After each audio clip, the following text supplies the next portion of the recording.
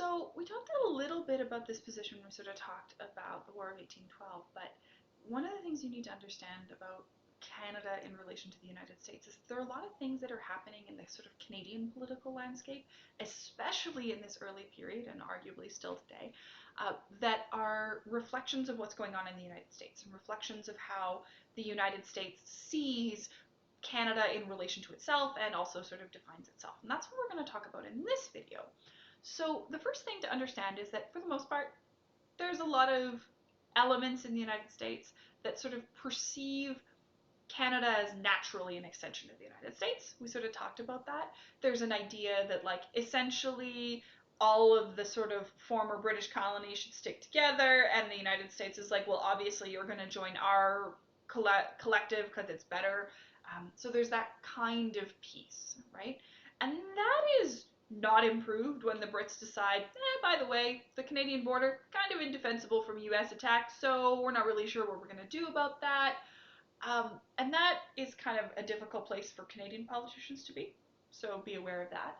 Um, there's also some sort of early inklings in that sort of mid 1800s period that the US is not going to really play nice, I suppose, in this sort of environment.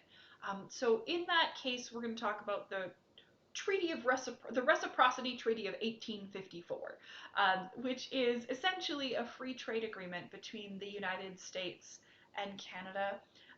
And the relevant thing for that is that that provides tariff-free, so tax-free access to US markets, which means that Canadians can sell grain to the US, Canadians can sell manufactured goods, furs, timber, that kind of thing into US markets. And the US markets are somewhat larger, right? There are more people living in the US, so those markets are larger in the US. That's an important question. And that was sort of an intention there to sort of be able to provide markets for those goods to allow for economic growth in Canada. The Treaty of Reciprocity in 1854 lasts only until 1866. It's not a very long period of time, and the United States cancels it in 1866. And Canada tries renewing this free trade agreement multiple times. They really, really are trying to find free trade access to the United States, and it doesn't happen. The next time there's free trade between Canada and the U.S. is NAFTA in the 1980s, and we're still dealing with a number of disputes and disagreements as to whether or not the United States is actually following those free trade rules. So if you remember hearing about things like softwood lumber disputes and sort of disputes about the nature of softwood lumber and whether or not the US can charge tariffs on it, we're also dealing sort of in a more current context, conversations around whether the US should be allowed to levy tariffs on Canadian aluminum, Canadian steel, that kind of thing. Those are still discussions about the US not really playing all that nice with sort of, in this case, Canada around those free trade sort of regulations.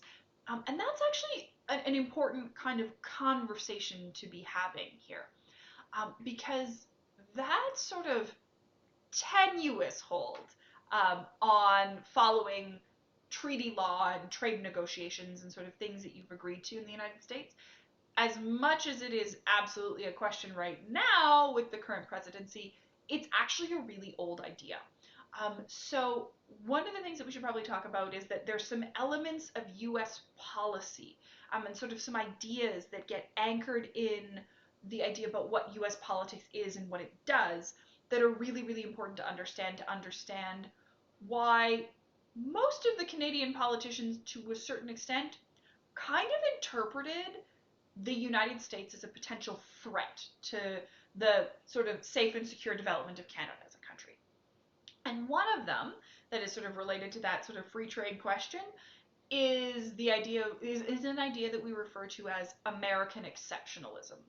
And I have a lot of students who think that this means that the United States is an exceptional, really, really awesome country, and that's not what this means. What this means, and what sort of this is understood to mean, is that the United States isn't like other countries. It has different norms, different standards, different everything. And what that means, sort of politically, is that in a lot of ways, the United States has refused the idea that you can judge the actions of the United States by the same standards that you would judge other countries' actions. So, for example, the United States likes to talk about being sort of a really positive example in a lot of sort of other contexts, but I can also talk to you about, so there's really only a couple of countries in the world that haven't signed the treaty that says, hey, we shouldn't use landmines in war because they don't tend to like be cleaned up properly, and that tends to create maimed children. And one of them is the United States, and the other are a number of dictatorships in Africa that we sort of don't generally think about as being sort of leaders of the free world, such as it is. And the basic argument there is that the United States declined the idea that there should be any limitations on what they could and could not do in their own sort of military environments. Similarly, the United States is one of the only countries that has refused to sign on to the treaty that creates the International Criminal Court, which, for those of you who know this history, I'll sort of fill it in for those of you who don't, was essentially created to prosecute Nazis for crimes against humanity, for genocide, for war crimes. So if you commit genocide and that sort of thing, and you stand to trial, you go to the International Criminal Court. The United States has refused to sign that treaty because they reject the idea that any court outside of the U.S. should ever be able to try U.S. citizens for their actions. So their sort of argument is that in a lot of ways the rules don't apply to us in the same way. And that is sort of, again, part of those sort of questions about, hey, do we have to follow the trade laws that are established by the World Trade Organization? Yeah, maybe not. And we're still sort of dealing with that. And the sort of justification within the United States is largely that, well, yeah, but we're not dealing with the same kind of ideas. There are some other ideas that come up in policy that become really important to understanding how the United States can be sort of perceived as a threat to the to the colonies that become Canada in that sort of mid 1800s period. So one of those is pretty simple, and this is probably a larger threat to the Indigenous populations, although Canadian politicians interpret it as such. That's the idea of a manifest destiny. And so manifest destiny is an idea that God granted to the United States control of territory in North America from ocean to ocean. So, and practically that includes that third ocean up there at the Arctic. But sort of this is the justification. This is the philosophical and religious justification that makes U.S. politicians totally fine with the idea of like, yeah, we're going to massacre a bunch of indigenous people because God told us this land is ours. So we just got to clear out the people who are already there and then establish our farms and we're good to go. And their belief is that they have been granted access to this land from the Atlantic Ocean all the way to the Pacific. And that really all they have to do is sort of establish their dominion over it, and God will protect that. The relevant reflection of that in sort of the context of Canada is to understand that the Pentagon maintained it plans for how to invade and conquer Canada up until at least 1931. And I say at least 1931 because for the most part, military plans are classified documents, and the invasion plans for Canada that were produced in 1931 have been declassified. So we have no idea if those plans have been updated. It is possible that they have been, but we know for sure that the US government had plans for how to invade and conquer Canada at least as far as 1931.